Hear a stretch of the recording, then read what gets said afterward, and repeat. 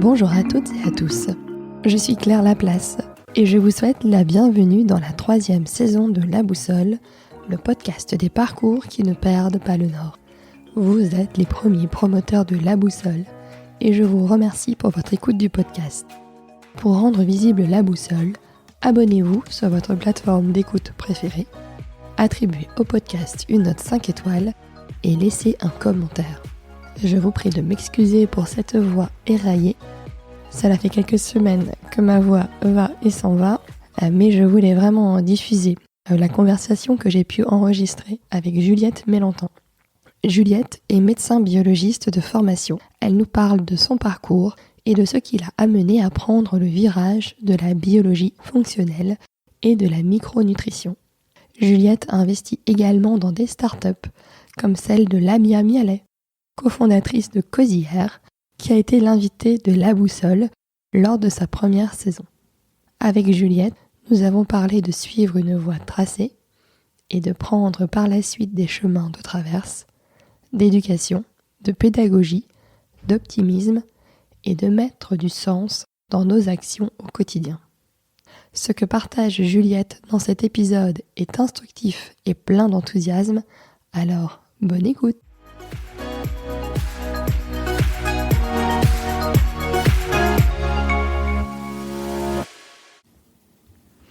Bonjour Juliette.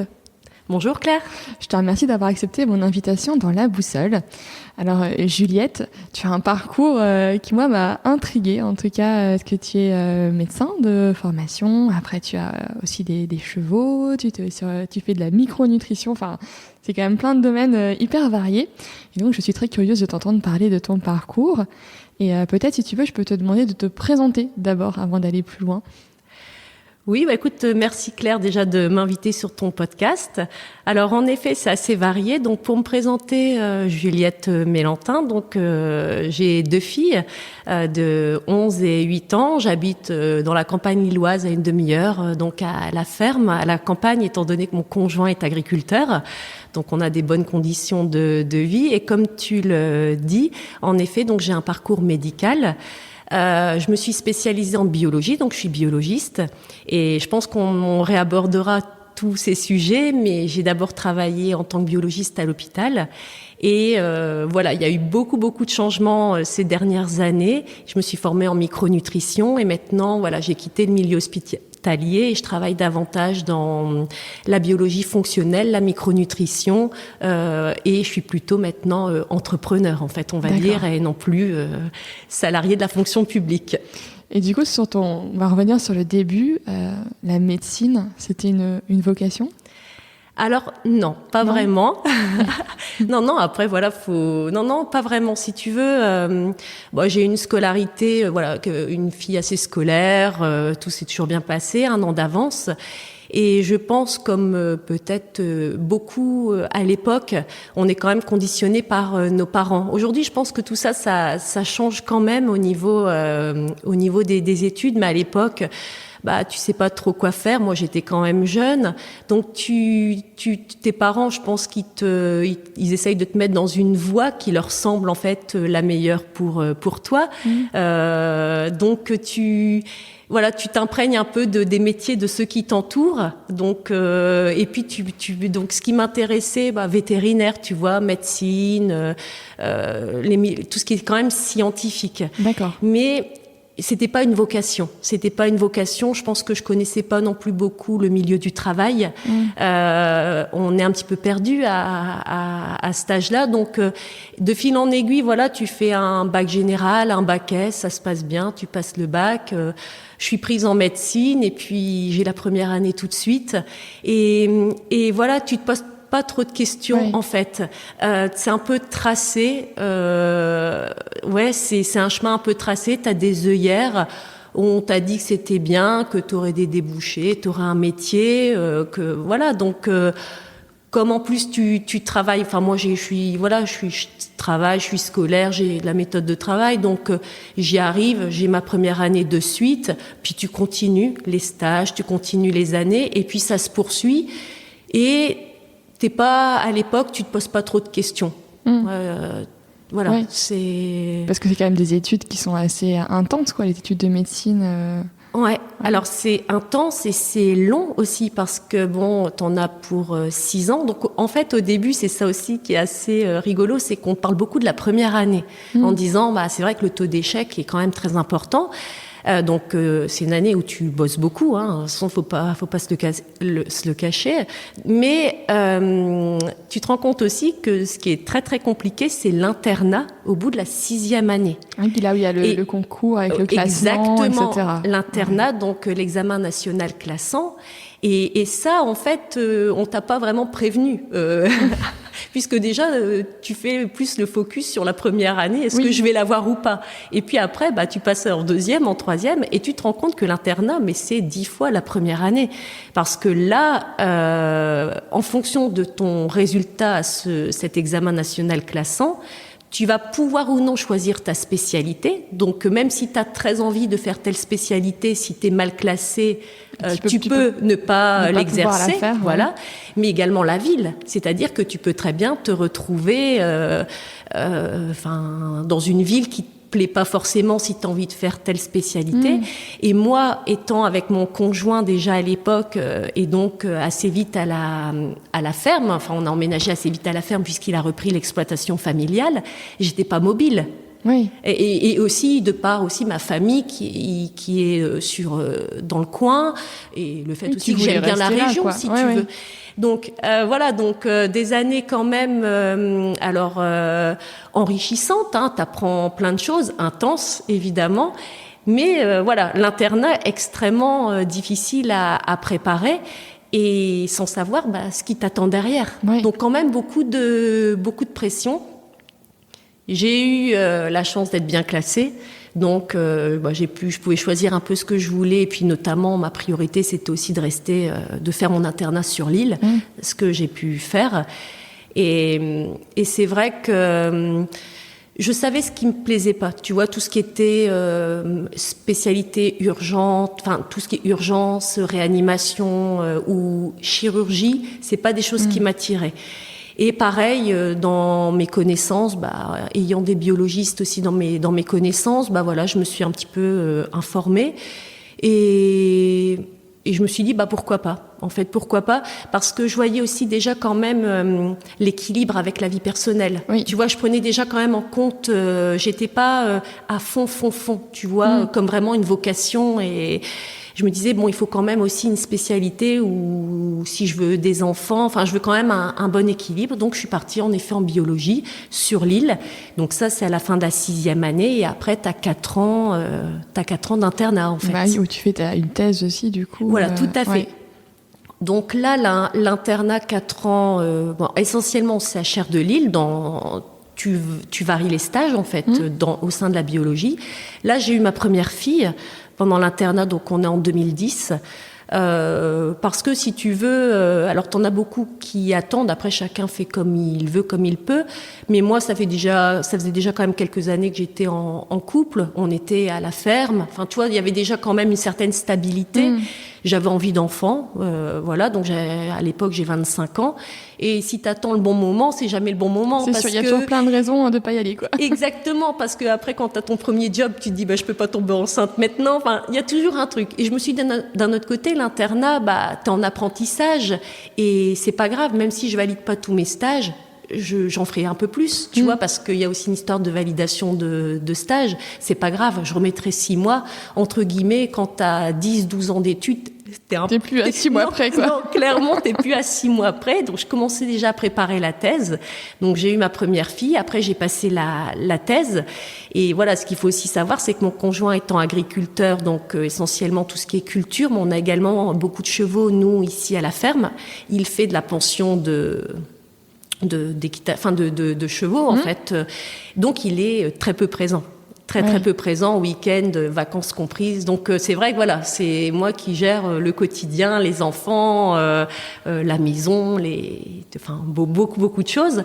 Mais voilà, mais c'est vrai que voilà, je fais la thèse donc avec ma petite en bas âge. L'internat se termine, donc au bout de, du coup, un peu plus de 10 ans, en fait, Oui. puisque j'ai un petit peu allongé. Et là, si tu veux, j'enchaîne avec un assistanat partagé. Souvent, après, tu es assistant avant d'être vraiment praticien hospitalier. D'accord, ok. Tu vois. Et là, un assistanat partagé entre le CHR de Lille, toujours en biologie, et l'hôpital de Douai.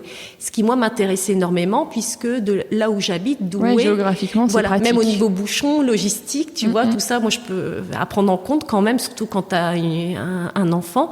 Et donc, en fait, une semaine, j'étais à un endroit, l'autre semaine de l'autre côté, avec, et là, tu commences les gardes, enfin, déjà depuis quelques temps, les gardes, les week-ends, t'enchaînes les semaines.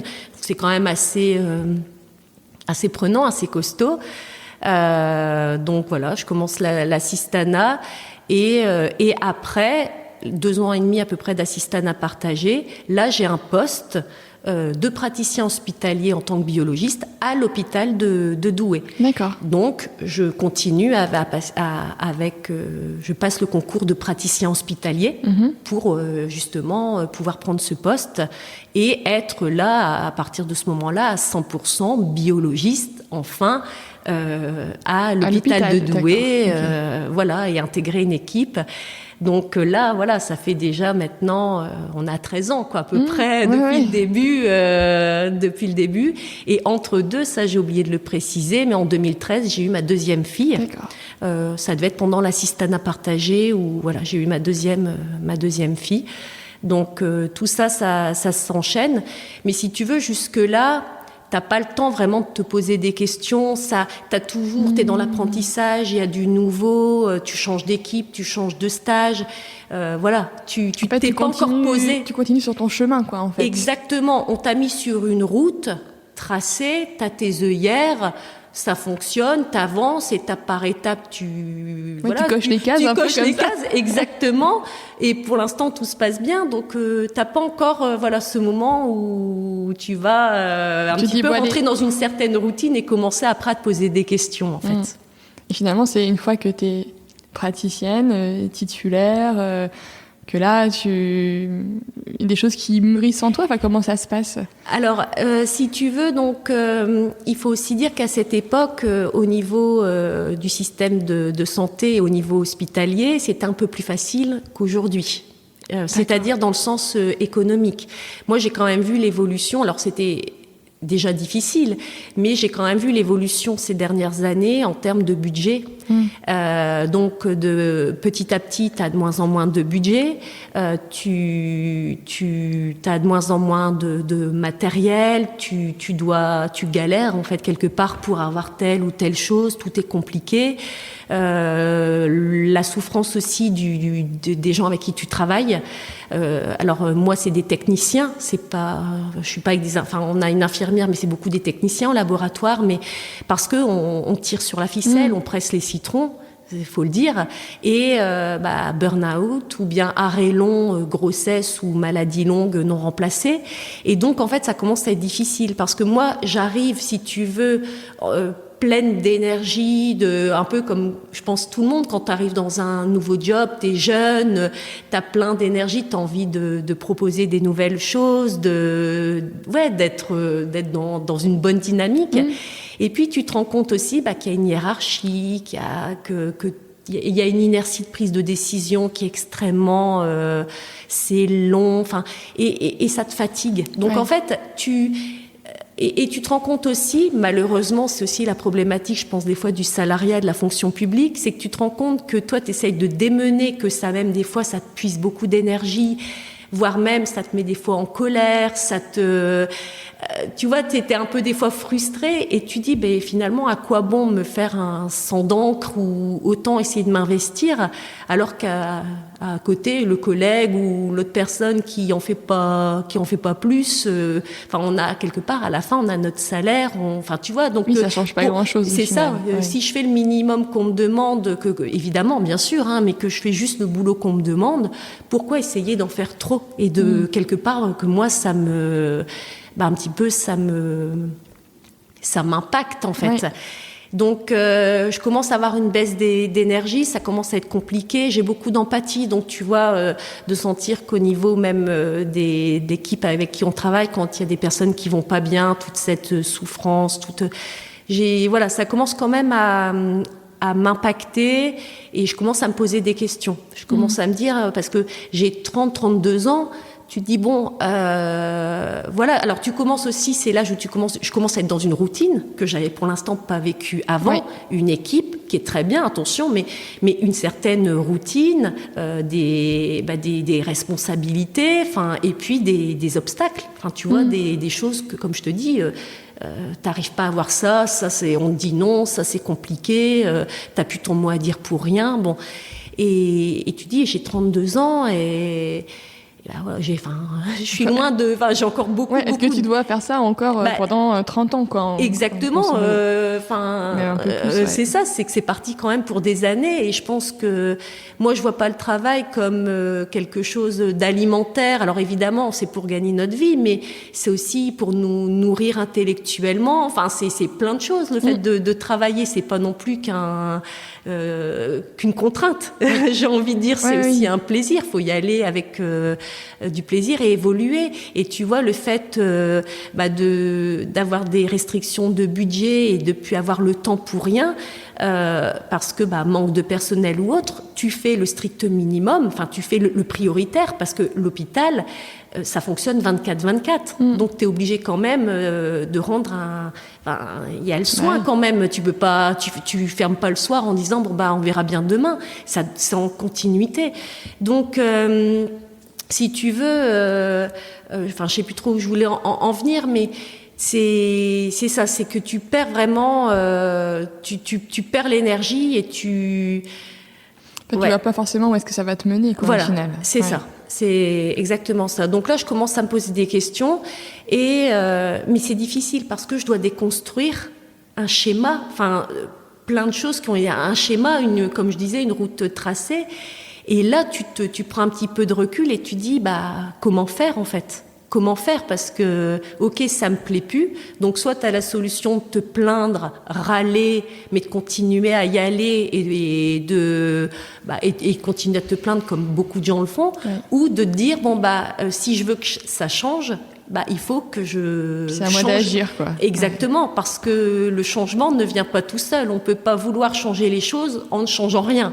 C'est sûr. Donc, c'est aussi un apprentissage. C'est des choses qu'il faut intégrer, déconstruire beaucoup un schéma, des croyances, des peurs, tout ce qui nous a été aussi inculqué par les parents et par l'entourage.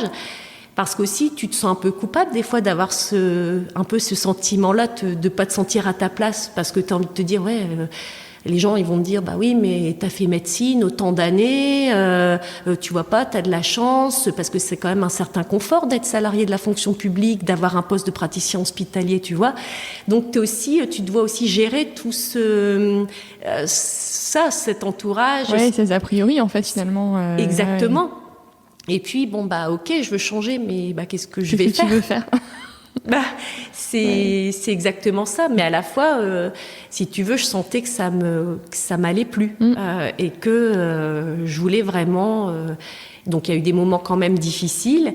Et c'est de là où... Alors moi, je marche beaucoup, je fais beaucoup de sport. Et c'est souvent des moments où, un peu comme le soir, tu sais, quand tu t'endors, où tu as des idées créatives. Des moments où tu as quand même comme ça des choses qui te viennent. Et comme je marche beaucoup, souvent, c'est vrai qu'en même temps, je pense et j'ai des idées.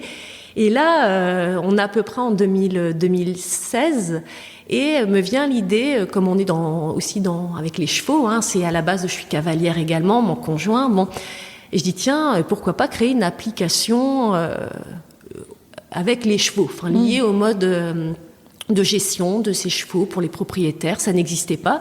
Donc tu sais, je commence un petit peu à creuser moi-même. Tu sais, tu regardes les applis qui existent. Je dis donc ça n'existe pas. Gestion de son cheval, du budget, des entraînements, des soins vétérinaires. Écoute, ça a été assez vite. C'est-à-dire que je me suis mis là-dedans, avec cette idée-là. Ouais. Je me suis renseigner, donc créer une société et bien sûr je ne sais pas coder, enfin j'ai aucune connaissance dans ce monde digital, mais en faisant appel à des freelances, etc. Ça, alors évidemment avec aussi un apport financier, parce sûr. Que c'est un développement, ça coûte extrêmement cher, mais je crée donc Udada, qui a été une appli qui est sortie sur iOS et Android, donc en 2017. Donc tu vois, ça a été très très rapide. J'ai créé Udada, donc la marque, l'identité visuelle, ensuite un site internet. Et en parallèle, j'ai toujours été dans un cheminement où essayer de lire les podcasts, où tu sais, pour pas après pas, justement me reconstruire, apprendre des choses en développement personnel, pour évoluer différemment que dans ce chemin qui m'était tracé. Et donc là, je commence à découvrir plein de choses que je connaissais pas, et je m'intéresse à des formations du coup. Donc je me suis inscrite à la formation de Live Mentor d'Alexandre Dana, qui était à ses débuts. Donc j'ai suivi une formation de marketing digital. Donc je faisais ça le soir en me disant pour pouvoir gérer les réseaux sociaux, le site internet d'Udada, parce que j'étais toute seule, tu vois. Et c'était tout nouveau en plus pour toi. Tout nouveau dans un domaine que je connais pas. Alors c'est sûr que maintenant avec du recul, je ferais peut-être les choses différemment, mais n'empêche qu'à l'époque ça a été un peu mon échappatoire, et c'est surtout que ça m'a permis de créer cette société et de mettre le pied à l'étrier, j'ai envie de dire, pour ce changement de cap. Tu vois, de prendre... Alors, ça n'a peut-être pas été tout de suite le bon chemin, mais en tout cas, marche, quoi. C'est un chemin qui m'a amené vers un autre chemin qui, là, aujourd'hui, avec lequel je suis plus alignée. Ouais. Donc, ça m'a extrêmement enrichie, mais c'est sûr que ça a été difficile parce que... un milieu que je connais pas du tout, qui dit application dit maintenance, dit monétisation, extrêmement difficile à monétiser quand t'as pas une grosse société derrière ou beaucoup de produits à vendre. Enfin, c'est très dur. Donc voilà, à un moment donné, j'ai compris qu'il fallait que j'arrête ce projet-là. Bon, on arrive quand même là déjà en un bon 2018, mais je reviens juste en 2017 parce qu'il s'est passé beaucoup de choses à ce moment-là.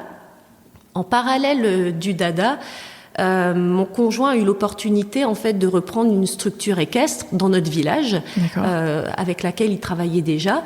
Et là, lui, il a repris la partie terre cultivable. Et si tu veux, là, moi, j'ai créé une autre société. Donc ça s'est fait à peu près en même temps, pour reprendre, moi, tout ce qui était structure équestre, manège, bâtiment, pâture, et les 50 chevaux, qui ne nous appartiennent pas, mais ce projet-là. Voilà. Donc, si tu veux, on avait déjà ça à la maison avec 30 chevaux, et on a repris à deux, quelque part, cette structure de 50 chevaux, où là, j'ai donc créé cette société, cette haute société pour gérer ça. Mais du coup, qui dit structure équestre, on a des apprentis, des propriétaires, donc de la facturation. Enfin, pareil. Donc voilà, je suis accompagnée d'un expert comptable, mais URSSAF, bilan, tout ça, c'est des choses d'habitude qui me parlaient pas quand t'es salarié. Tu le vois pas du tout, tout ça. Exactement. Donc là, j'ai mis vraiment, alors de façon peut-être un peu brutale, mais j'ai mis le pied dans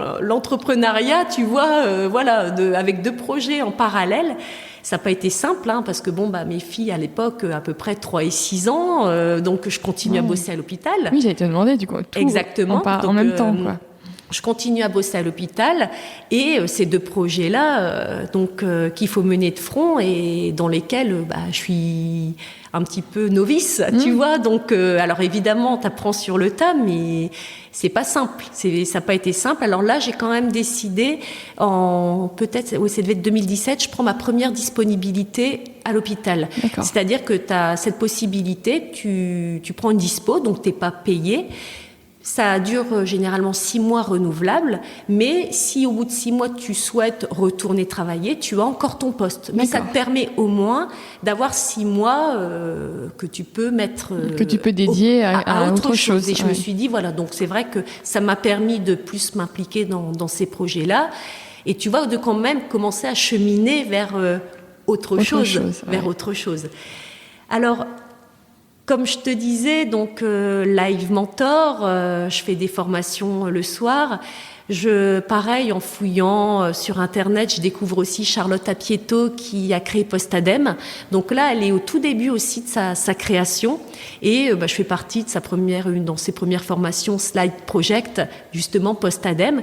Et en fait, donc c'est des formations. Alors soit j'arrive à avoir du contenu gratuit, ou c'est des formations qui généralement au début sont pas. En plus, comme ils étaient pas connus, c'est pas. Tu vois, c'est pas très cher. Et je me dis, mais c'est un investissement qui m'intéressait. Tu vois, en fait, t'investis sur toi. Exactement. Et de toute façon, voilà, j'avais compris une chose, c'est que si je voulais de toute façon évoluer et changer des choses, il fallait aussi que moi, je me nourrisse d'autres choses, que je me forme à autre chose pour avoir d'autres compétences, tu vois. Oui. Donc, je suis vraiment dans cette dynamique-là à l'époque de prendre, d'emmagasiner et de voir où ça me mènera. Et ça doit peut-être te faire pareil, mais tu mets le doigt sur quelque chose parce que t'entends quelque chose sur un podcast ou tu lis un bouquin, et puis après c'est un cercle vicieux, ça t'amène à d'autres notions, à d'autres, et puis petit tu mets à le petit doigt dans l'engrenage et après voilà, et puis après ça t'ouvre en fait à plein de choses que tu connaissais pas, que tu imaginais pas, et t'es pris dans cet engrenage extrêmement intéressant. Et notamment via donc sa formation Postadem, ça me permet aussi de découvrir plein d'outils que je ne connaissais pas forcément et que j'ai essayé de mettre en pratique pour justement y voir plus clair sur cette reconversion. Alors ça peut être tout ce qui est écriture, visualisation, la gratitude, le business plan, les objectifs à plus ou moins long terme. Ça peut être aussi l'ikigai, tu sais, quel est le sens. Moi je connaissais pas, et tu vois, je découvre. Alors ça m'amuse, je fais tout ça, l'ikigai. Qu'est-ce qui finalement a du sens pour moi, qu'est-ce que depuis que je suis petite, qu'est-ce qui m'anime, et voilà, et donc je rentre un petit peu dans tout ça également, tout ce qui est méditation, yoga, voilà, vraiment je commence à, tu vois, même au niveau santé et médecine, à prendre un peu d'autres chemins de traverse un peu. Voilà, de me rendre compte qu'il n'y a pas que la médecine actuelle, conventionnelle, mais qu'il y a d'autres choses qui existent, des médecines douces, des choses qu'on a pendant longtemps quand même un peu mis de côté et un peu pointé du doigt un peu négativement, alors qu'il y a beaucoup de bons aussi à prendre, un peu comme partout. Et voilà, et je découvre tout ça en fait. Donc on est à peu près là on est en 2017-2018, et je veux sortir de ma zone de confort. Je m'oblige, parce que pareil, si on veut du changement, il faut aller de l'avant. Donc je m'oblige à sortir de ma zone de confort. Donc je m'inscris également dans une association de femmes chefs d'entreprise à Lille, en me disant au moins ça va me permettre de rencontrer des personnes qui sont dans ces domaines-là, de se nourrir aussi des histoires des autres, des parcours, et ça motive quelque part. Donc je vais à des repas, donc tu vois, toute seule, et en même temps je commence à comprendre qu'il faut passer au-dessus de ses peurs, que ça nous paralyse plus qu'autre chose, mais que ça nous apporte pas de choses bénéfiques. Donc on met les peurs de côté, les croyances limitantes de l'autre, et on se dit que ça va bien se passer, et on y va. Donc je me retrouve à une soirée, notamment une belle soirée fin d'année, donc au tribunal de commerce sur Lille. Je connais personne, je suis à l'apéro, debout, tu sais, tu te regardes un petit peu, mais t'as des gens qui sont dans la même situation que toi, et donc tout le monde est pareil. Tout le monde est pareil. Alors il y en a qui se connaissaient déjà, mais d'autres non. Donc il y a une femme qui vient comme ça me parler, on sympathise, extrêmement intéressante. Et puis après, on n'est pas forcément à table on n'est pas à la même table. Et ce soir-là, tu avais une remise de prix pour un concours. Donc voilà, j'assiste à tout ça. Et je me rends compte que cette femme avec qui je parlais était dans les nominés, faisait partie justement et en fait il gagne le premier prix pour ce qu'elle a créé. Et en fait tu la connais puisque c'est Lamia Mialé de chez Cosière. Donc je rencontre comme ça Lamia, avec qui je vais toujours je vais garder contact. Et ce qui s'est passé, c'est que quelques mois plus tard, ils sont en levée de fonds pour Causière. Et donc, voilà, je fais partie des premières actionnaires. Des investisseurs. Tout à fait. Encore aujourd'hui, donc on n'est pas beaucoup, on est 5. Et donc, voilà. Et encore une fois, pour montrer que voilà, ce repas auquel je suis allée, je connaissais personne, quelque part, voilà, j'ai rencontré la Mia et aujourd'hui, je suis actionnaire de sa boîte, je la suis. Enfin, voilà. Et c'est un peu la magie des rencontres aussi. Voilà, c'est ça. Et que je pense que si on veut avancer et cheminer, et notamment avec des choses avec lesquelles on est aligné, il faut un petit peu sortir de sa zone de confort et aller à la rencontre de personnes. Et puis, c'est comme ça qu'on avance, en fait. Oui, il faut pas se limiter, finalement, au final. Exactement. En fait, il faut pas se donner aucune barrière. Faut foncer et essayer de se dire que tout est possible. Tout est possible. Donc, donc j'arrête ensuite Udada à peu près en 2019. Je décide d'arrêter. Je ferme pas la société, mais j'arrête Udada. Alors au début tu le vis un petit peu comme un échec, évidemment. T'es un peu déçu parce que on aurait tous envie, si tu veux, on crée quelque chose, voilà, que ça marche, que ça soit. Alors forcément pas forcément un énorme succès, mais au moins d'avoir un retour sur investissement. Mais voilà, on se rend compte en écoutant les parcours de tout le monde que pour réussir, il faut quand même avoir ces échecs. C'est ce qui nous fait grandir et évoluer. Exactement. Donc, je le vis un peu quand même comme un échec. Je suis déçue, mais avec du recul, je me rends compte aujourd'hui que, voilà, comme je te le disais, ça a été vraiment le tremplin qui fait que si j'avais pas à ce moment-là eu cette idée et créé Udada, j'en serais pas là aujourd'hui. Tu n'aurais pas pris ta disponibilité, tu te serais pas donné du temps pour toi, en fait. Voilà, et puis j'aurais pas su ce que c'était que créer une entreprise et mettre comme ça la main dans le cambouis et puis essayer de me former pour essayer d'essayer d'avancer et de gérer cette entreprise au mieux. Donc je le vis aujourd'hui, je le vis positivement. Et puis de toute façon, je sais très bien que j'étais pas sur le bon chemin. C'est pas ça qui aujourd'hui m'aurait fait vibrer, tu vois. L'application, c'est pas. Donc voilà. Donc si tu veux, ça a été mis de côté et je continue à les livres, les podcasts. Je continue à mon cheminement. Voilà. T'emmagasines plein de choses. C'est ça, le cheminement. Puis même, tu sais, au niveau de moi, j'ai été quelqu'un des fois un petit peu vite à prendre au niveau émotionnel, tu sais, un peu vite, je sais pas comment t'expliquer, mais l'injustice, un peu des sentiments de colère quand l'incompréhension, tu vois, quand ça n'avance pas comme je veux, et tu te rends compte que ça te mine et que ça t'impacte toi, mais que tu peux pas changer les autres, tu peux pas changer ce qui se passe autour de toi, mais ce que j'ai compris que par contre tu peux toi changer la façon dont tu vois les choses et la façon dont toi tu les ressens. Tu vois, accepter ces émotions, pourquoi je ressens ça, et essayer de les gérer au mieux. C'est là où je me suis intéressée à la méditation, au yoga, surtout à plein d'autres choses. Ça, tu vois, ça m'a petit à petit, c'est un cheminement. Encore une fois, tu vois, ça a été vraiment un cheminement de déconstruction, reconstruction, et la nutrition, c'est arrivé à ce moment-là parce que tout est quand même lié. Quand tu parles de bien-être ou autre, tu tombes forcément à un moment donné sur des choses de nutrition.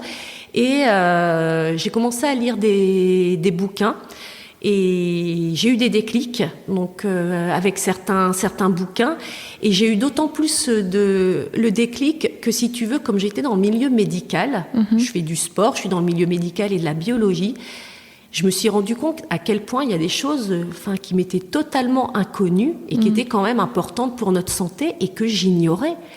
Et je me suis dit, mais ça a un tel impact sur l'organisme, sur aujourd'hui les problèmes actuels de santé, de pathologies chroniques, d'obésité, de plein de choses, l'environnement autre, que tu vois, ça m'a mis une claque.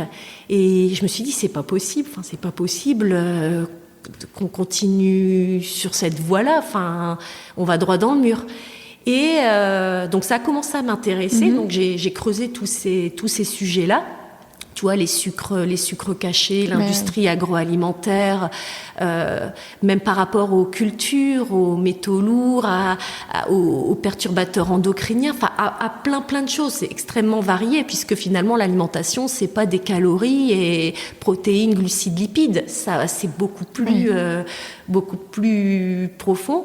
Et c'est là où, en cherchant, si tu veux, sur Internet, toujours l'idée de se former, que je suis tombée sur un site extrêmement intéressant, le site d'Anthony Berthoud, avec qui aujourd'hui, entre autres, je travaille.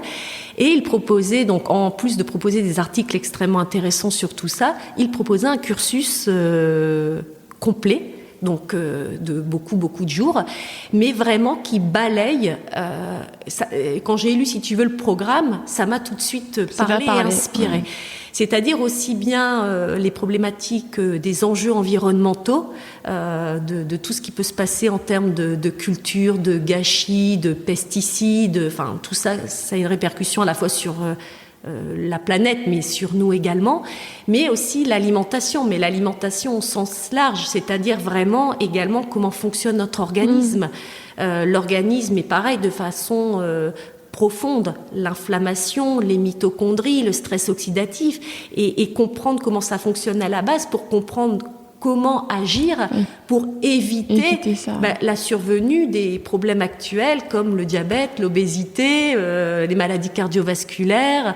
Et puis en plus, on faisait il y avait des modules sur la femme enceinte, sur le sportif, de la biologie également fonctionnelle. Et c'est là aussi où j'ai commencé à être initiée à une certaine biologie que je ne connaissais pas.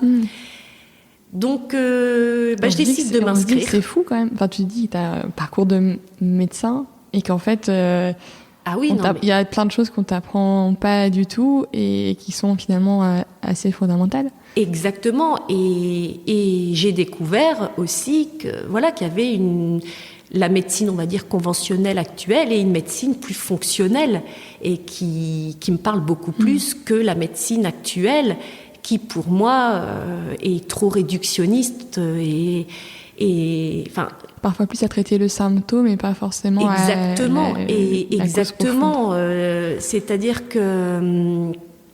C'est-à-dire que voilà, aujourd'hui, si tu veux, la médecine conventionnelle allopathique actuelle, on n'a plus le temps, donc on n'écoute plus les patients, donc c'est 10 minutes top chrono.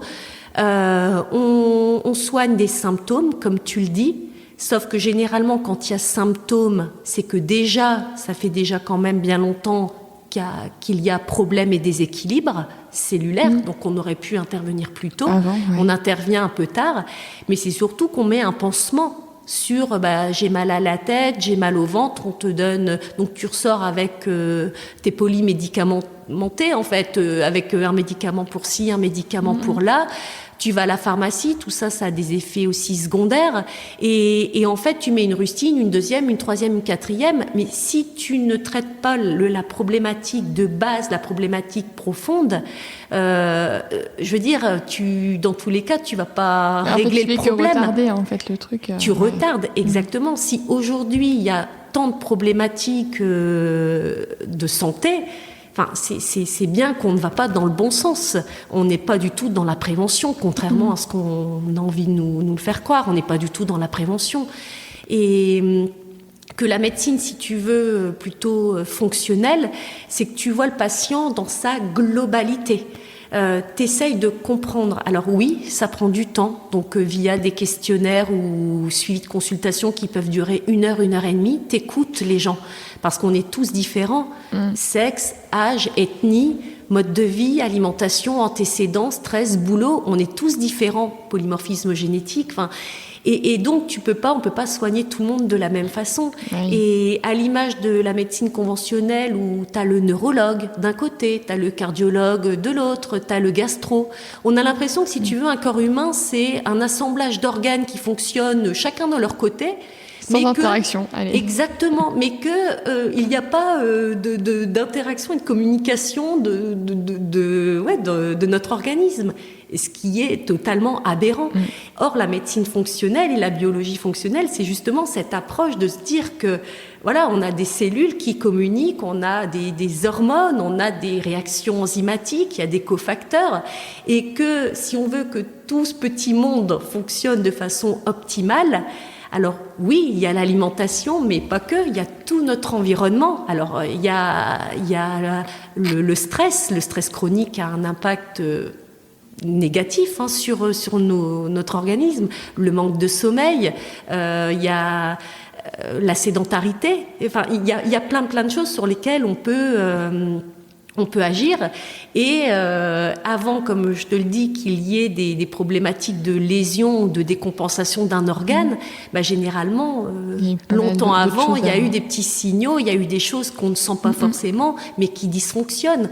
Une inflammation de bas grade un peu importante, un excès de stress oxydatif, des carences peut-être qui font que tu n'optimises pas aussi le fonctionnement de tout ce corps.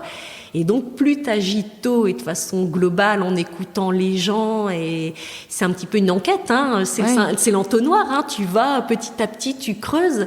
Mais par contre, c'est beaucoup plus intellectuellement, beaucoup plus enrichissant. Et là, vraiment, quand tu prends en charge les personnes, là, vraiment, tu sais que tu vas aller au cœur du problème et que tu vas apporter vraiment des solutions, mais des solutions qui vont être bénéfiques sur sur un long terme.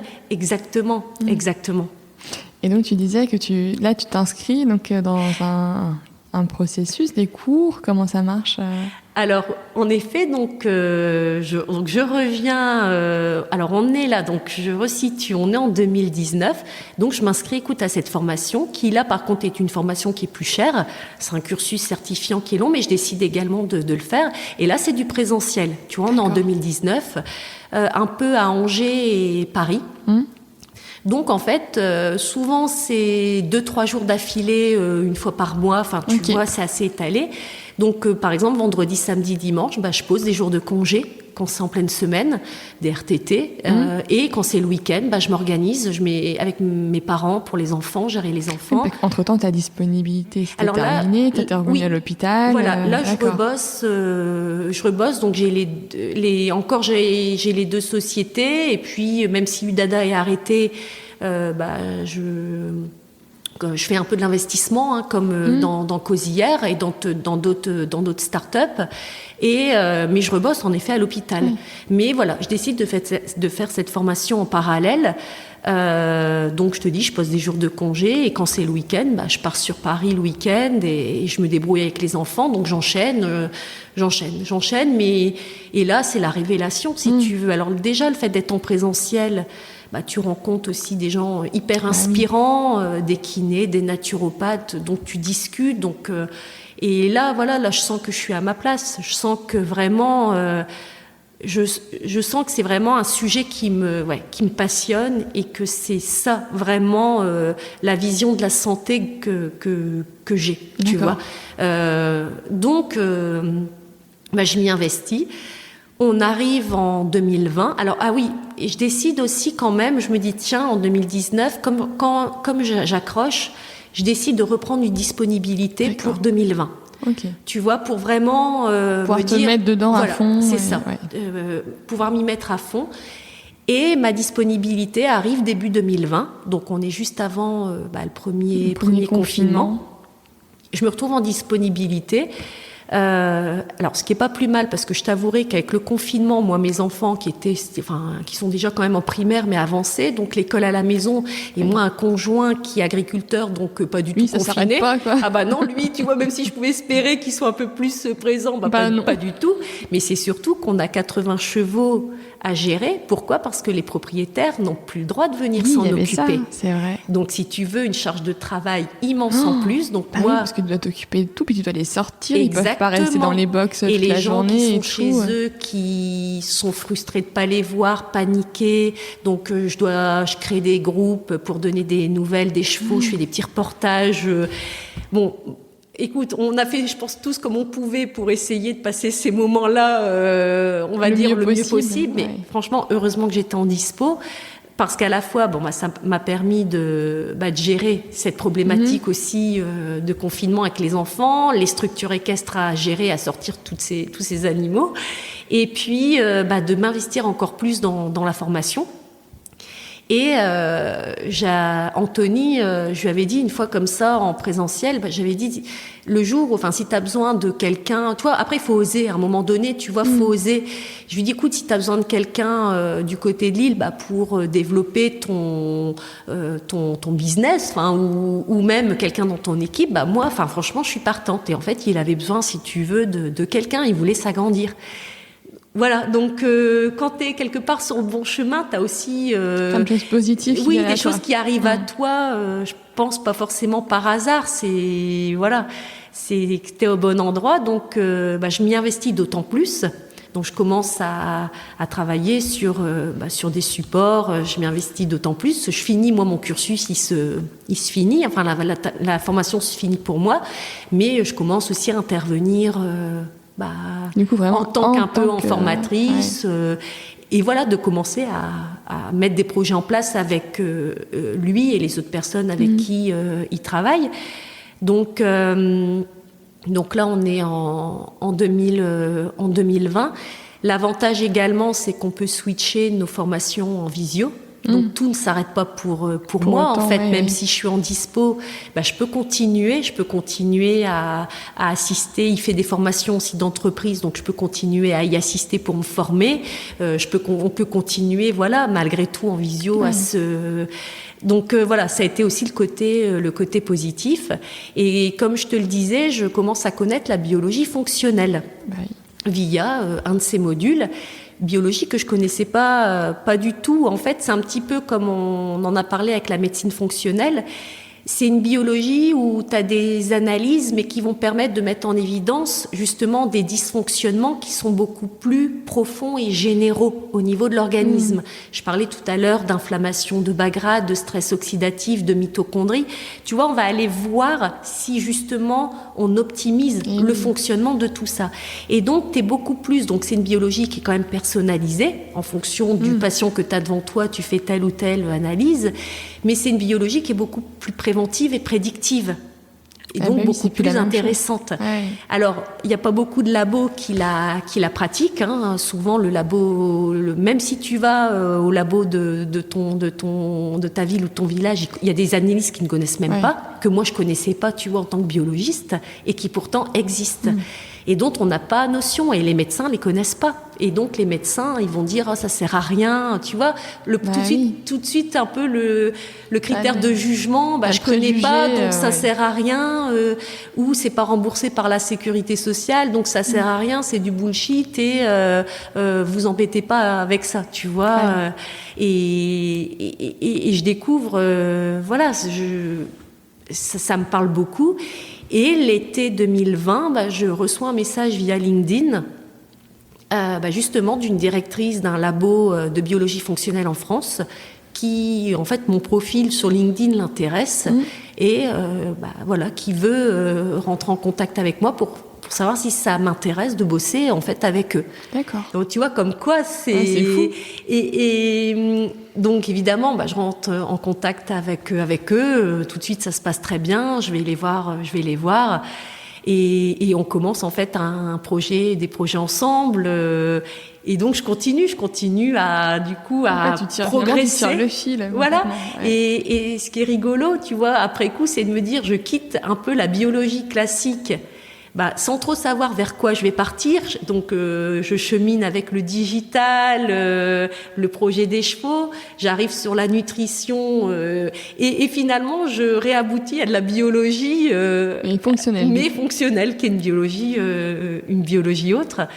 Et aujourd'hui, voilà, je continue à bosser. Enfin, j'ai plein de choses un peu qui se mettent en place parce que c'est aussi tout nouveau. Mais il y a plein de choses qui, je te dis, on plante des graines et puis il y a plein de choses qui avancent au fur et à mesure, que ça soit de la consultation, des projets pro, de la formation d'entreprise. Avec une autre société, je gère aussi tout ce qui est burn-out de chef d'entreprise, donc le côté bilan biologique, interprétation et puis surtout solutions à apporter derrière. D'accord. Et ça me parle beaucoup. Ça me parle beaucoup. Mais oui, c'est sûr. Et du coup, ça te fait, voir les choses complètement différemment par rapport du point où tu es partie avec tes études de médecine, en fait. Exactement. C'est-à-dire que je suis passée de cette vision, je dirais un peu de la médecine réductionniste à une vision beaucoup plus holistique, globale, et dans lequel, en effet, il y a la biologie fonctionnelle, il y a la micronutrition, mais aussi tout ce qui est gestion du stress, yoga, naturopathie. Enfin, tu vois, c'est vraiment tout un ensemble. Et ça me parle beaucoup plus parce que, pareil, la nutrition, je trouve que c'est dommage, on en parle beaucoup en termes de calories, tu vois beaucoup de choses... C'est contrainte en fait. Oui, et puis tu vois beaucoup de choses dans les journaux à l'approche de l'été, les fameux régimes, les régimes ou les articles sur l'aliment miracle, la pilule miracle. Et tu vois, c'est aussi une vision très réducteur en fait. Très réducteur, parce que l'alimentation, c'est pas que des calories et des protéines, glucides, lipides. C'est le plaisir également. C'est du goût quand même. Mais c'est ça, et c'est surtout c'est pas faire un régime. Déjà les régimes ça fonctionne pas. Aujourd'hui c'est bien démontré, mais c'est pas se priver pour être bien un mois. C'est vraiment une hygiène de vie globale pour avoir quelque chose de pérenne et durable, et notamment au niveau apport micronutritionnel. Il y a, ce qui est important également, c'est tout ce qui est vitamines, minéraux, antioxydants, donc favoriser tout ce qui nous fait quelque part du bien, les fibres, plein de choses. Et puis, à contrario, ce qui est plus mauvais, ne pas forcément le supprimer, parce qu'encore une fois, l'éviction, la suppression n'est pas forcément, ça crée de la frustration et de la culpabilité, sauf vraiment problématique médicale, mais comprendre, qu'il y a un équilibre à avoir, et que tout ce aujourd'hui, tout ce qui est produit ultra transformé, on parlait du sucre caché, le gluten en excès, que tout ça c'est délétère, et que retrouver cet équilibre. Mais il faut avoir une vision globale, c'est-à-dire qu'on parle de super aliments. Alors il y a des gens qui vont continuer à avoir une hygiène de vie pas top, et puis parce qu'ils ont entendu que telle ou telle chose c'était un super aliment. Allez, je vais manger ce truc-là, ça va changer ma vie. Évidemment, en fait, ou acheter le complément alimentaire qui coûte un bras, et parce que sur le papier c'est censé être miraculeux. Et c'est pas du tout la vision qu'il faut avoir. Bon, entre nous, si la pilule magique déjà existait, je pense qu'on le saurait, et il y aurait pas autant de problèmes aujourd'hui en termes de santé. Et il faut en revenir à des choses beaucoup plus basiques, beaucoup plus simples, et l'hygiène de vie en fait globale. Et ça prend en compte également le stress qu'on s'impose ou qu'on impose aux gens, les problématiques de sommeil, la sédentarité. Je veux dire, aujourd'hui, en plus de cette malbouffe, avec les écrans ou avec nos boulots sédentaires, on est devant des ordis assis toute la journée, on se bouge plus, on mange de moins en moins bien ou rapidement, des produits ultra transformés, les sodas, et même quand on a envie de bien faire, parce que c'est ça aussi qui est compliqué, c'est que l'industrie agroalimentaire, elle s'empare assez rapidement des effets de mode. Évidemment, derrière tout ça, il y a quand même un business. Et donc, tu vois passer dans des articles attention gluten ou attention lactose ou attention à ci ou attention à là, ou aussi les mouvements comme le véganisme, ce que d'ailleurs, voilà, après chacun fait comme il veut, hein.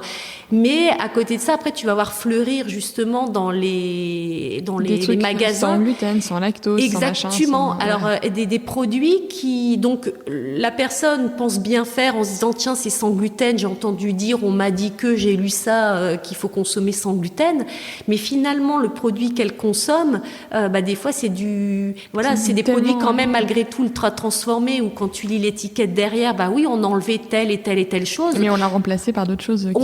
Remplacé par d'autres choses qui sont des fois beaucoup plus délétères que de se dire éventuellement pourquoi pas, limite vaut mieux manger un aliment avec un aliment de qualité qui contient un petit peu de gluten que de carrément partir sur du sans gluten avec des produits ultra transformés, plein d'additifs, de sucre caché, ou si on enlève le sucre, on met des édulcorants, et c'est ça pour ça partout. Et donc il faut vraiment, c'est important aussi la lecture d'étiquettes. Enfin nous on forme les personnes à ça, parce que voilà, si on formait même chaque consommateur à être beaucoup plus vigilant, à s'informer déjà et à ne pas prendre pour argent comptant ce qu'on peut dire dans les médias, dans les pubs, dans ce qu'on peut lire dans les magazines, mais essayer de déjà s'informer et de lire quand on achète des produits, lire les étiquettes, savoir comment ça fonctionne. Et d'être un peu curieux en fait. D'être aussi un petit peu curieux. Alors c'est sûr que si on peut également parler du Nutri-Score, pareil, si tu veux, la problématique du Nutri-Score, c'est que le Nutri-Score ne prend pas tout en compte dans son calcul. Et tu vas avoir des produits ultra transformés qui vont avoir des bons scores. Exactement, ça me rend folle, comme des céréales pour enfants ou des choses et qui vont être A ou B. Et à côté de ça, tu vas avoir une huile de coco, une huile d'olive qui va être E parce que c'est que purée du d'amande, gras. Exactement, qui va être E parce que comme tu le dis, c'est du gras, c'est calorique, mais qui sont extrêmement intéressants pour l'organisme. Et ça c'est rageant. C'est rageant parce que alors il existe maintenant le score SIGA. Il y a une appli également qui permet justement d'avoir le degré de transformation des produits. Et moi je pense qu'il faut plutôt aujourd'hui consommer vrai, brut, local, mais des vrais aliments, réapprendre à cuisiner. On est dans une société où le problème c'est qu'on veut tout vite, tout de suite, et on veut les bénéfices de tout et les avantages de tout, mais sans sortir de nos habitudes, de notre zone de confort et sans contrainte. Donc il nous faut tout de suite. On le voit avec aussi les téléphones, les réseaux sociaux. On n'accepte plus d'attendre, et moi je pense que c'est pareil. Il faut accepter niveau alimentation, de prendre le temps de faire ses courses. Il y a des moyens quand même de s'organiser, de faire du batch cooking le dimanche, de congeler ou d'acheter un petit peu des fois de produits bruts congelés si nécessaire, et de réapprendre un petit peu à éplucher, à prendre un quart d'heure pour éplucher certaines choses, sans que ça soit des recettes qui prennent 3 heures, mais tu vois, réapprendre à consommer ces produits-là, et des bonnes graisses, du bon gras dont on a énormément besoin, et voilà, de prendre le temps, parce que c'est à notre santé, en fait, c'est notre santé qui en dépend. Et encore plus, je trouve, quand on a des enfants. Toi, t'as des enfants comme moi, et aujourd'hui, ils sont tellement aussi, pareil, conditionnés avec tout ce qu'ils peuvent voir autour. Alors chez moi, il y a des télés, mais on regarde plus du tout la télé. Donc déjà, ils sont pas conditionnés avec les publicités, déjà. Mais c'est vrai que leur apprendre que il y a des gamins, ils savent même pas à quoi ressemble un poireau, une courge ou une carotte, qu'en fonction des saisonnalités, il y a tel et tel fruit, les faire goûter, les en cuisine qu'ils aident à éplucher. Enfin moi, mes filles, elles m'aident à faire des choses, elles mettent la main à la pâte. Et tu vois, je pense que tout ça c'est extrêmement important pour pour à la fois leur santé, leur éducation nutritionnelle, mais aussi par rapport au respect de l'environnement. Parce qu'aujourd'hui, on dit préserver la planète. Oui et non. La planète, je pense que ce qu'il faut surtout, c'est... la planète, elle va continuer à exister. Hein. C'est nous qui allons disparaître avec nos bêtises. Avec l'effet de serre et le réchauffement, la planète, elle va pas exploser comme ça, mais c'est nous qui créons notre propre extinction quelque part. Donc aussi sensibiliser les enfants à tout ça, consommer moins de viande, parce que c'est aussi beaucoup la consommation de viande qui impacte aussi sur la culture de soja, sur plein de choses. Et garder les terres pour nous nourrir, manger peut-être moins et manger de façon un peu plus raisonnée, tout à fait. Un peu plus raisonnée avec moins de gâchis. Et je pense que c'est en mettant les enfants un petit peu dans ce contexte-là, et voilà, moi je leur explique beaucoup. Alors c'est sûr que rien n'est interdit chez moi, parce que je pense que d'interdire, c'est pas la solution, mais je leur explique pourquoi ça c'est à prendre de façon occasionnelle, pourquoi le coca c'est juste de temps en temps, et pourquoi le matin chez nous c'est juste de la pédagogie en fait. Exactement. Et puis pourquoi le matin chez nous c'est pas des céréales avec du lait, avec de la pâte à tartiner, et que c'est moi elle mange des œufs, elle mange salé, et ça leur plaît, tu vois. Encore une fois, on est tellement ancré dans des habitudes que des fois, avant même de tester, on a... non, ça va pas aimer, ou les enfants vont pas aimer. Exactement. Avant même qu'ils aient goûté. Ouais, je suis d'accord. Exactement. Alors après, je dis pas qu'on doit tout aimer, mais au moins tester, voir déjà ce que ça nous fait en termes... Moi, je l'ai vu, sur les enfants, c'est quand même... Ils ont moins de fringales, ils sont plus calmes. Le sucre, c'est quand même un vrai fléau. Et je me dis que ce que je fais là aujourd'hui pour elles... je pense que ça sera bénéfique aussi pour plus tard, tu vois, pour plus tard. Et encore une fois, rien n'est interdit, mais elles savent que, je leur explique. Faut expliquer, faut expliquer. C'est la pédagogie, comme tu disais, l'éducation et la pédagogie. Et du coup, ta prochaine étape, c'est quoi, Juliette ? Écoute, la prochaine étape, c'est de continuer sur ma lancée. Donc, il y a plein de petits projets qui sont en cours, et commencer à concrétiser. Là, il y a plein de petites choses qui ont commencé à se mettre en place, et essayer d'avoir une certaine harmonie, on va dire, dans tout ça, un certain équilibre. Je me ferme aucune porte, donc ça évoluera peut-être encore, mais je me ferme aucune porte. Non, j'ai encore envie d'apprendre et d'évoluer.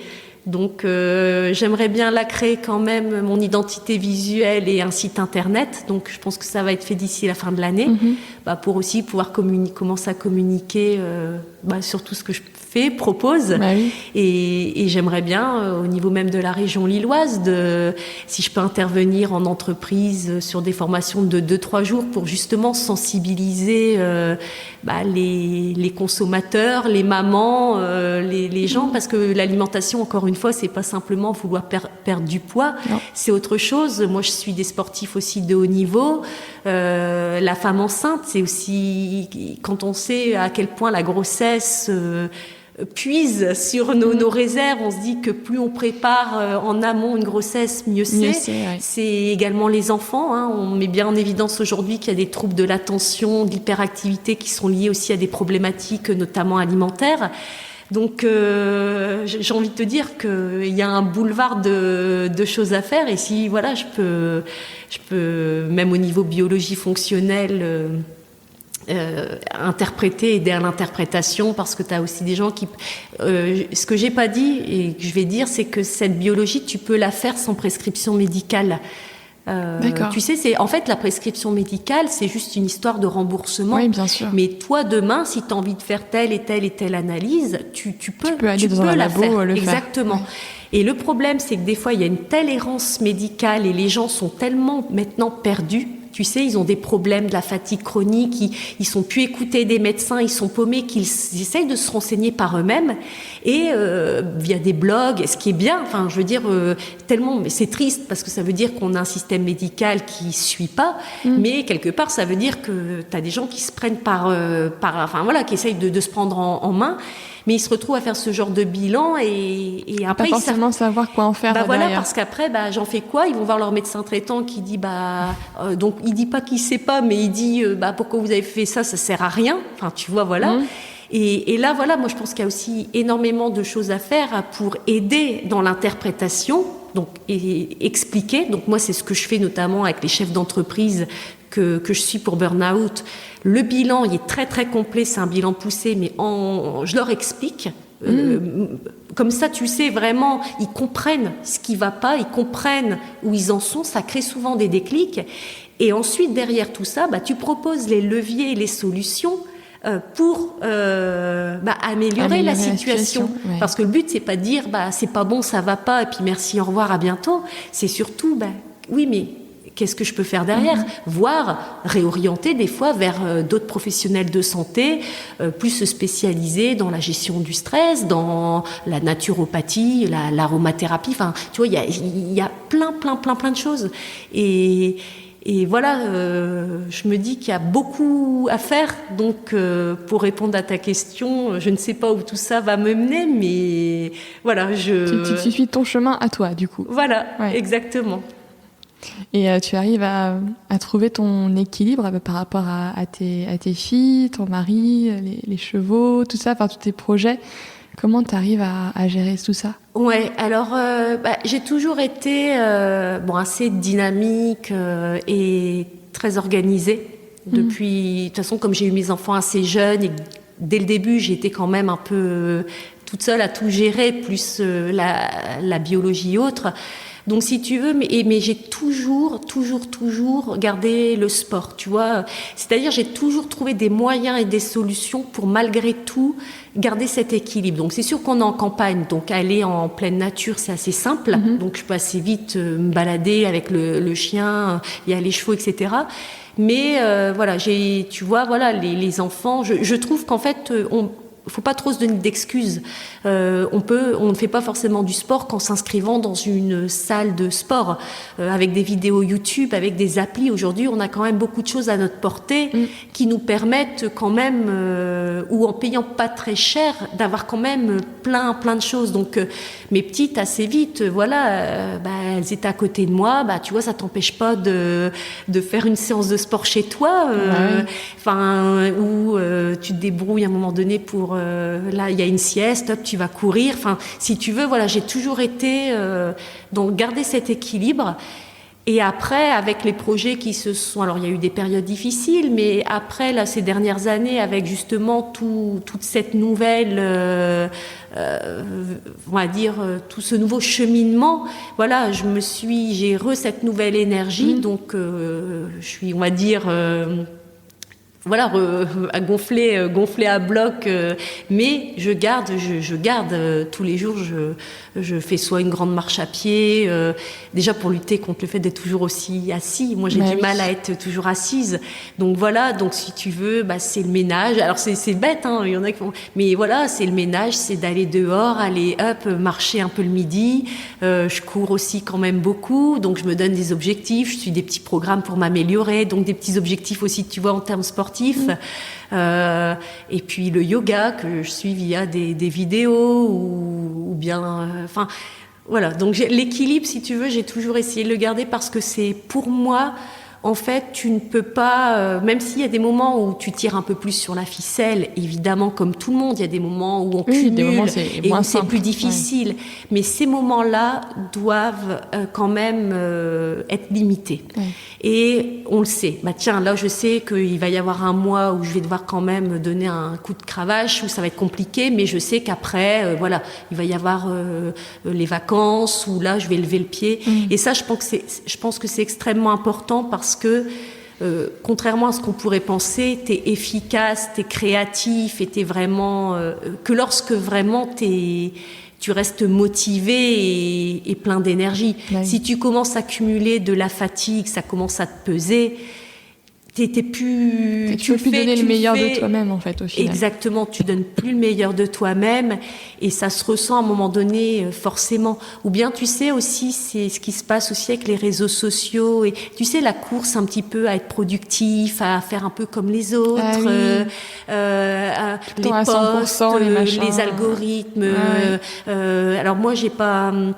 Là, actuellement, j'ai plus de réseaux sociaux professionnels, mais quand je regarde ça avec un œil un peu, parce qu'il y a du très bon dans les réseaux sociaux, il y a d'excellentes choses, mais quand je me dis des fois tout ce qu'il faut s'infliger lié aux algorithmes, ce qu'on ne maîtrise pas forcément, ce qu'il faut s'infliger, et limite à s'obliger à poster et à se renouveler... Tant que ça reste un plaisir, ça va, mais si à un moment donné, ça devient une contrainte... Tu vois, je trouve que voilà, j'essaye toujours de quand même prendre du recul et de me dire est-ce que ça me plaît vraiment. On parlait tout à l'heure de l'ikigai, tu sais, c'est un petit peu ça. C'est est-ce que ça a toujours sens ce que je fais? Pourquoi? Parce que on évolue constamment et ce qui te fait sens à un certain moment ne fera peut-être plus sens 6 mois, 1 an après. Selon ton cheminement, ça peut changer complètement. Il faut accepter ça. Il faut pas se dire, parce que je suis partie dans cette voie-là, que je dois y rester. Et faut se dire que c'est tout. Il y a peut-être à un moment donné un autre chemin à prendre, repartir un peu dans l'inconnu. Mais si à un moment donné ça fait plus sens, ou c'est beaucoup de contraintes et de négatifs, voilà, l'équilibre, la balance, je fais en sorte de retrouver une autre dynamique et des nouveaux objectifs et un nouveau chemin, en fait. Donc là, moi, je pense que l'équilibre, tu vois, c'est extrêmement important. Extrêmement important. Le sommeil aussi, extrêmement important. Le stress, pareil. Le stress, j'ai été plus stressée auparavant, notamment en 2016, j'ai été plus stressée. Et de toute façon, ça n'apporte rien de positif. Ah oui. Alors oui, dans certains moments, on a besoin d'un peu de stress parce que c'est le stress. Ça nous booste, mais exactement. Ça doit rester juste dans ces moments-là. Comme un chanteur au moment de rentrer sur scène, ou un peu l'adrénaline là, voilà. Exactement, ou avant un examen où ça te pousse à te dépasser et à bosser un peu plus, tu vois. Mais ça doit rester ponctuel en fait. Ponctuel, exactement. Et aujourd'hui, tu vois, je me dis. On n'est pas immortel et je me dis qu'il faut essayer de prendre le meilleur au maximum. Et alors évidemment, tout n'est pas rose, mais voilà, c'est le stress, non, en excès, non, quoi. C'est prendre du recul et d'où aussi, à un moment donné, tout ce que j'avais mis en place avec la méditation, le yoga, et ça m'a fait beaucoup de bien. Il y a la cohérence cardiaque qui est aujourd'hui extrêmement intéressante. Il y a beaucoup de publications qui sortent là-dessus en disant les effets bénéfiques. Et le stress induit aussi des problèmes de sommeil. Et qui dit que tu dors pas bien, pareil. C'est un cercle vicieux. C'est un cercle vicieux. Tu peux pas, en dormant mal, surtout... moi, de par mon vécu, on rajeunit pas, on vieillit. Alors même si je m'estime pas encore extrêmement vieille, mais entre il y a une dizaine d'années et aujourd'hui, on sent qu'on récupère plus pareil, que l'organisme vieillit. Donc et pareil, je l'avais vécu quand tu dors pas bien avec les enfants, tu t'es plus irritable, t'es moins patient. Et quand tu commences à avoir le sommeil qui est là de retour, tu dis bon Dieu, mais qu'est-ce que c'est précieux le sommeil. Et donc voilà, pareil, je mets un point d'honneur à. Alors je me lève tôt, je suis pas du tout une lève-tard, je me lève très tôt tout le temps. Mais voilà, j'ai un certain nombre d'heures de sommeil et je vais je pense important. Donc oui, l'équilibre extrêmement important, l'hygiène de vie, l'équilibre, et voilà, c'est pour moi la priorité. Super. Et derrière ça, j'ai envie de te dire que derrière le reste, je vais pas dire que ça arrive tout seul parce qu'on n'est pas non plus dans le monde des bisounours, mais quand déjà t'es bien dans tes baskets, dans ta tête, dans ton environnement, c'est vrai que même la moindre contrainte, tu la vis différemment, puisqu'encore une fois, tout dépend du regard qu'on donne sur les choses et sur ce qui nous entoure. Les réflexions, les jugements. Quand toi, tu es bien aligné, tout ça, en fait, ça t'impacte pas de la même façon que quand tu es dans un mauvais mood ou t'es pas bien. C'est clair.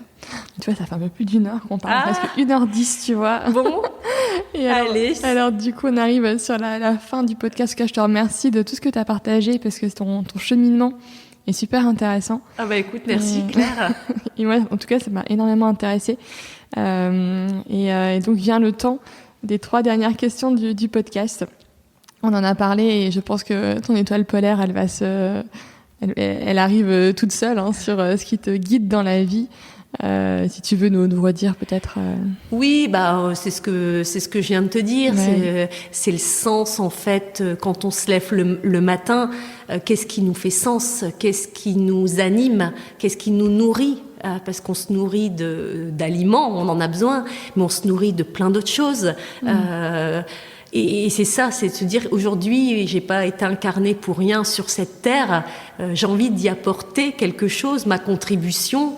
Et qu'est-ce que je peux faire aujourd'hui qui me nourrisse et qui en même temps profite aux autres.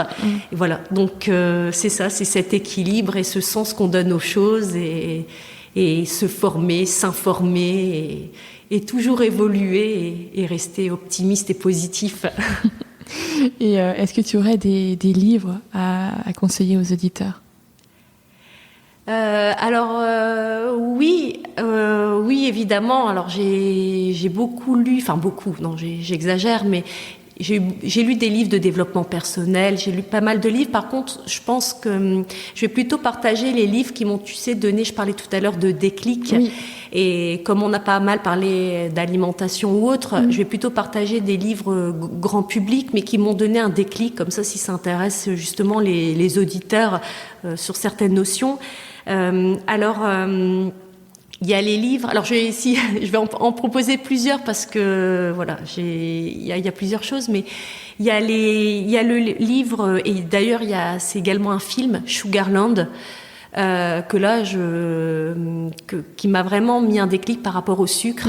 Donc ça c'est l'auteur qui pendant 2 mois va faire l'expérience justement avec un suivi médical à côté, donc avant, pendant et après, d'arrêter totalement sucre et sucre caché, donc de par une nouvelle hygiène de vie. Oui. Et en fait on voit, et en même temps il mène l'enquête, je pense que je sais plus où c'est exactement, aux États-Unis où c'est fait, donc c'est quelque chose de réel. Et là, tu vois l'impact que peut faire les dégâts du sucre sur l'organisme et sur les populations, notamment où il y a beaucoup de consommation de soda, sur les dents, l'obésité. Oui. Et donc, ça a été vraiment le premier déclic en termes sur le sucre. Tu vois, en me disant, punaise, on ne se rend pas compte à quel point c'est néfaste, en fait. Donc, je suis d'accord avec toi. Il y a ce livre-là. Après, il y a les livres de Christophe Brusset. Vous êtes fou d'avaler ça. Et ensuite, le deuxième, c'est « Et maintenant, on mange quoi ?» Il en a sorti également un 3e sur le bio. Alors lui, il a travaillé pendant des années en tant que dirigeant dans des grands groupes agroalimentaires, donc industriels. Et il est passé de l'autre côté, en fait, de la barrière. Ouais. Et il dénonce, en fait, il dénonce tout ce qui se passe au niveau, justement, de l'industrie agroalimentaire. De ce business et tous les mensonges en fait auxquels on est confronté et que quand on consomme des produits aujourd'hui on est à milieu de se rendre compte que derrière tout ça c'est pas si bénéfique que ça pour nous et pareil ça a été aussi une grande claque. Une grande claque, j'ai découvert des choses. Puis on a l'impression un peu, qu'on veut notre bien, notre santé, que si c'est en vente, c'est que c'est bon pour la santé. Et waouh, non, en fait, encore une fois, s'informer et creuser, mais non, tout n'est pas bon à apprendre. D'accord. Et le dernier, je vais faire vite, mais c'est un livre d'Anthony Fardet, extrêmement intéressant, sur halte aux produits ultra transformés, mangeons vrai. Donc là, c'est sur tout l'effet délétère des produits ultra transformés, donc on en a parlé. Donc ça montre à quel point ces produits-là sont mauvais sur plein de choses au niveau de l'organisme. Et donc, comment aujourd'hui, quelque part, avec la règle des 3V qu'il a créée, comment se nourrir pour justement au mieux respecter à la fois l'environnement, mais à la fois notre organisme. Et donc, pareil, c'est pour les personnes qui consomment ce genre de produits, ça peut être aussi un déclic de se rendre compte que au mieux on cuisinera et on consommera, on en revient toujours au même, à des produits bruts et des produits qui poussent soit dans la terre. Moi je dis toujours aux enfants, à partir du moment où tu as quelque chose, même des pâtes ça pousse pas dans la terre. Donc je dis voilà, quand tu manges des nuggets, c'est pas pareil qu'une cuisse de poulet, qu'un poulet que tu fais rôtir, tu vois. Et ça, faut en prendre conscience. Faut en prendre conscience que le poisson pané, c'est pas du poisson, par exemple. Et voilà. Et donc, j'invite tes auditeurs, si ça les intéresse, à lire ces livres et à cheminer pour une meilleure hygiène de vie, et notamment au niveau de l'alimentation. Super. Pour prendre soin de soi. Parce que je terminerai en disant que je pense qu'on est la seule personne à réellement prendre soin de soi. Enfin, entre guillemets, on peut être accompagné et aider des autres, mais qui est le mieux placé pour prendre soin de soi ? C'est nous-mêmes, en fait. Donc, voilà. À nous d'agir pour nous-mêmes, en fait. À nous d'agir pour nous-mêmes, tout à fait. Tout à fait, voilà. Et enfin, est-ce que tu aurais un invité à me recommander pour le podcast ? Un ou une, d'ailleurs. Oui, pareil, une personne que j'ai rencontrée dans mon cheminement. Alors, c'est Céline Ovette, qui est naturopathe, qui est également dans la région lilloise. Et elle a un parcours extrêmement intéressant et inspirant parce qu'elle travaillait dans le milieu de la finance, dans la banque. C'est une de mes amies. C'est incroyable. Écoute, je connais du coup bien Céline. On a déjà fait quelques petites choses ensemble. Et écoute, et Céline, elle a un parcours extrêmement inspirant aussi parce qu'elle était dans une vie totalement si différente, à fond dans le stress, beaucoup la finance et autres. Et puis, en fait, elle a décidé de switcher sur la naturopathie il y a quelques années. Elle est passionnée, elle fait aussi de l'aroma, de la phytothérapie, extrêmement passionnée et inspirante. Donc je bosse aussi avec elle et on s'entend très bien. Et voilà, c'est vraiment aussi quelqu'un qui a un parcours ultra enrichissant. Je suis tout à fait d'accord. Bon, tu vois, sans le savoir, c'est rigolo. C'est rigolo, le monde est petit. Exactement. Merci beaucoup, Juliette. Merci pour ton temps, en tout cas. C'était précieux. Merci à toi, Claire, surtout de m'avoir donné l'opportunité de pouvoir intervenir sur ton podcast. Je suis ravie. Super, merci beaucoup. Merci, Claire.